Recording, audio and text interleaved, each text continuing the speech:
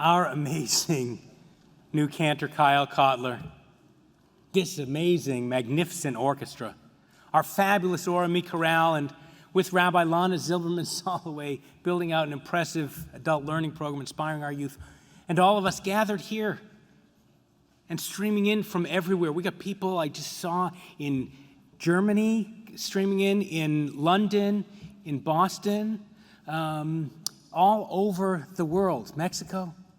What a wonderful start to Jewish New Year 5784. Abound in blessings and simchas, with so many hopes and dreams. Except they say that wherever you go, there you are. And we bring into this new year all the realities of the last year, that no matter how much we might wish it, just don't go poof and disappear. So many of us, in conversations with loved ones, in texts to friends, in sessions with therapists, over coffee with your rabbi, are all commenting upon the same thing, that life out there is so full of stress that we often want to pull back, circle the wagons, and just take care of ourselves. It's like that grandfather shopping in the supermarket with his 3-year-old grandson. The old man has his hands full with the child screaming for candy and cookies, you name it. Meanwhile, while the kid cries, Grandpa keeps saying in a controlled voice, "Easy, William. Won't be long. Easy, boy." Another outburst, and Grandpa calmly says, "It's okay, William. Just a few more minutes and we'll be out of here. Hang in there, boy." At checkout, the little stunk is throwing items out of the cart, and Grandpa again says in that controlled voice, "William, relax, buddy. Don't get upset. Stay cool." Now, a woman who had watched the whole encounter leaves the store about the same time and approaches the grandfather and says, "You were amazing in there. I don't know how you kept your composure. William is very lucky to have you as his grandfather." "Thanks," said the grandpa, "but I'm William. The kid's name is Kevin."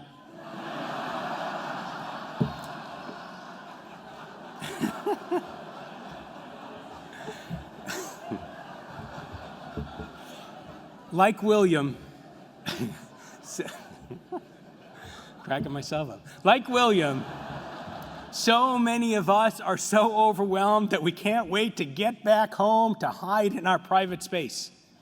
Because the world so broken, our lives so overburdened, our dreams too often dashed. Through the fires and floods, the heat waves and hurricanes, the COVID pandemic and the political polemics, we wake up each morning fearing more and caring less, wondering why we bother to get out of bed. What does it matter? What difference will I make? And we give in. And we make the words of Pirkei Avot from the Talmud, the sayings of our ancestors, into a mantra. Ve'ezehu asher, who is rich? Hasameach b'chalko, the one who is content with their portion. Find contentment with what you have, they seem to say. Just accept what is. And so many of us facing struggles of a world gone mad do just that. We look inward to block out the bad, focusing on our family, our friends, our community, ourselves. We turn away from the agony that seems always to surround us. But where does that leave those who are suffering? Should we forget about them? The young adults struggling to find purpose in a world on fire? The teens burning up through the onslaught of stress and anxiety and depression? Hasameach b'chalko? Are the rabbis really suggesting that we should simply be content with our own lot and forget about them? And what about the walking wounded and the silently suffering, people of all ages who carry their pain within so that those without won't see, don't need to see how broken they really are? And what about the ones who are in denial, believing that back in the good old days things were shinier and better, ignoring the fact that back then many suffered so much too? And what about all those who have given up, including the dangerously cynical ones who, disgusted with the politics of a demoralized nation, have decided to deliver success only to themselves, making their mantra DIY, do it yourself, do it for yourself. Is that the best wisdom of our rabbis, hasamer bechalko, to shrink my field of vision so I don't have to engage with all those others? My friends, we are witnessing the worst, yet in our hearts we are desperately hoping for something more. And as anti-Semitism rises, we feel real fear. Fear of the hatred coming at us from all sides, reminding us that when we allow hatred of others to flourish, of course anti-Semitism will follow. Because when others hate others, it historically always comes back at us, the Jews. And yet, still we are afraid, and some of us have begun embracing the xenophobic tendencies that once foretold the rising of a nascent Nazi regime that destroyed everyone because it's easier to denigrate another's differences than struggle to embrace their inherent sameness. So they and we color code skin types and categorize eye slants and prioritize national origins and decide that this one's better and that one's not, forgetting that's what they used to say about us, and still do. And we allow the fear to overwhelm the awe until, violating the third of the 10 Commandments, we take God's name in vain to declare that we are better and they are not, forgetting that we are all created b'tselem Elohim, all created as God's children, meaning that all are infinitely worthy, blessedly unique, and undeniably equal.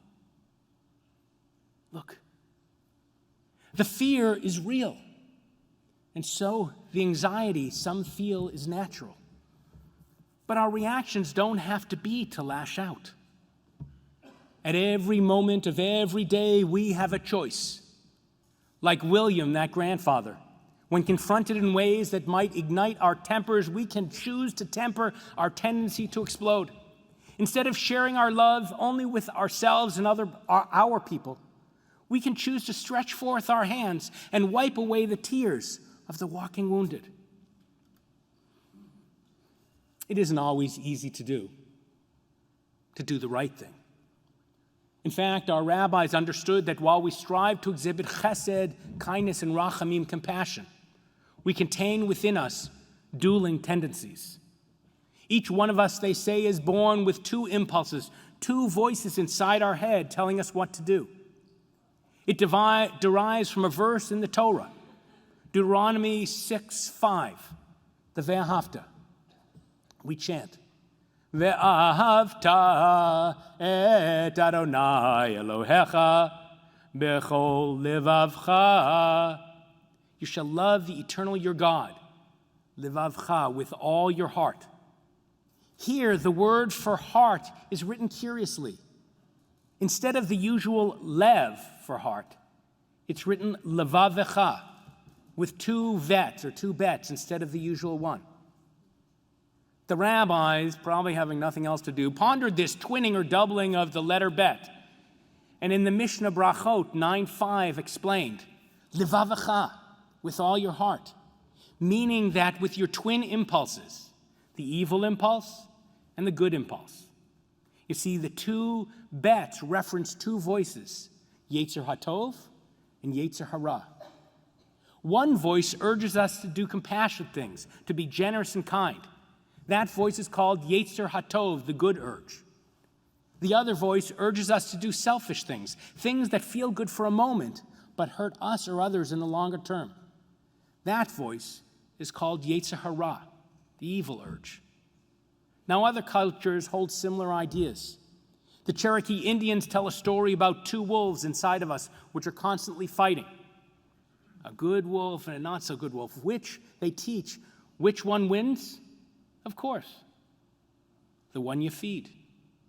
And our rabbis similarly teach which Yetzer directs your lives? The one we feed. So let's intentionally choose to feed Yetzer HaTov, the inclination toward goodness, to care about the well-being of others. You know, I'm reminded of Itzik, a pious man from the Russian Pale, who spent his life devoted to chelko, his portion. He rose early to work as a baker, and after time with his wife and 5 children and studying Jewish texts, Itzik went to the synagogue to dust shelves, straighten books, and clear away papers. One evening, he noticed a light appearing through the cracks in the ark. He rushed over, and there before him was a beaming white light radiating from where the Torahs were, hovering in midair. Itzik cried out, "What is this?" And a soft voice emanated from the light saying, "It is I, an angel, a messenger of God of your ancestors. I have come to offer you a wish." A wish? What kind of wish? And why me? And the angel responded, "The heavens have noticed all that you do, how you clean the shul and study our tradition, how you care for your family and take care of your community. You are so deserving. So now, Itzik, you are being given one wish and only one wish as a reward for your good heart. You may wish for anything you want. The choice is yours. And I shall return tomorrow, and you will tell me what you desire." And poof, just like that, the light disappeared, and the angel was gone. As you can guess, Itzik lay awake that night deciding what his wish should be. And all the next day, he pondered the choices. And when the sun went down, Itzik went to the shul to clean. And again, a light came forth from inside the ark. And Itzik ran over, and the angel spoke again. "Itzik," the angel said, "what is your wish?" With a quivering voice, Itzik responded, "I have been thinking about this all night and all day. And let me tell you, it has not been an easy choice. At first, I wanted to ask for money, lots of it, so I could buy fancy clothes and food and donate large sums to tzedakah and especially to the synagogue." Funnier in my head. And then I realized that although I am a simple baker, I have enough to buy clothes and food for my family, and we have a small but comfortable house, and I give to tzedakah anyways. So I realized that I should not ask for money because although I am not rich, as the rabbis say, hasameach bechalko, I am comfortable with what I have. Then I realized I was going to ask for fame. Doesn't everyone want to be famous? But why do I need to be famous? I mean, I'm needed here in this town for my family, for the bakery, for the shul. And although few know me outside of the village, as the rabbis taught, hasameach bechalko, I'm happy with who I am. And then I thought about wisdom. I'm a Jew after all. And I spend every day reading our texts. And I grow in wisdom with every word, and I love to study. Then I realized if I was wise all of a sudden, why would I need to study? I would miss that. So although I'm not the smartest person in this village, hasameach bechalko, I'm comfortable with that. And so, dear angel, I wish for nothing.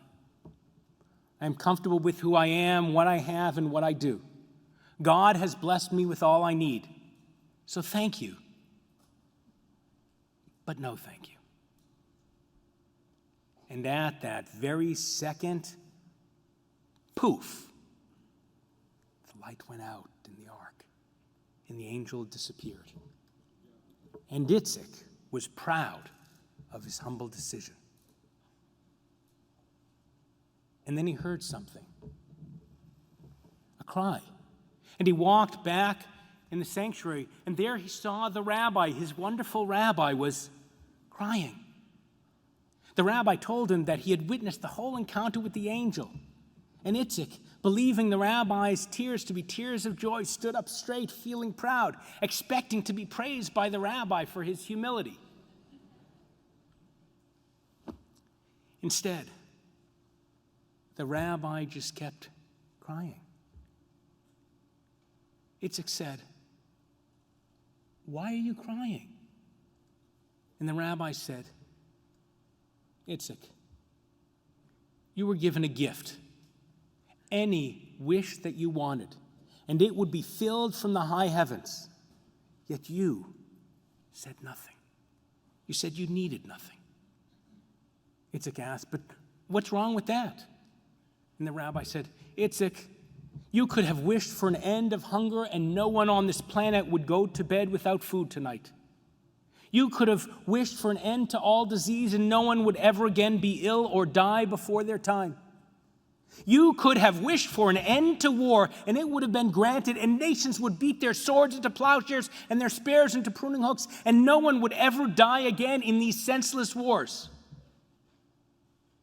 Itzik, you could have changed the world, yet you thought only of yourself, declaring hasamech b'chalko, that you were comfortable with your portion. Itzik, that's why I'm crying. So long as you were comfortable, you squandered a gift for all humanity. We lost a chance to improve our world because you valued your comfort over the opportunity for a better world. I can only pray that we have this chance again." And with that, poof, the rabbi left the synagogue. Friends, in the messiness and brokenness of this world, it is too easy to embrace hasamech b'chalko, to focus only on ourselves and our own comfort, to heed the voice of the Yetzer Hara, that evil urge to strike out at others when we feel threatened, to demean others when we feel downtrodden, to put our head in the sand until the sands of time swallow us up. But to be a Jew is to recognize that chelkenu, our portion in this world, is to witness the wounded and see the suffering and push through the putrid political polemics to pursue a path toward wholeness and peace. For ourselves, yes, but for everyone else too. To be a Jew is to dream levavacha deep in your double-chambered heart for a better world for us all, knowing that an angel of God is always speaking out from that ark, hoping that we will all wish for something better, that we will rise up from hasamech b'chalko, turning from our focus on our own comfort and manifesting a vision of rachamim, compassion, and chesed, kindness for everyone. So may this be the year that we all focus, not just on ourselves, but on acting for others as well. That's this rabbi's wish. Maybe it can be yours too. L'shana tova tikatevu. May you be written for a better year. Amen.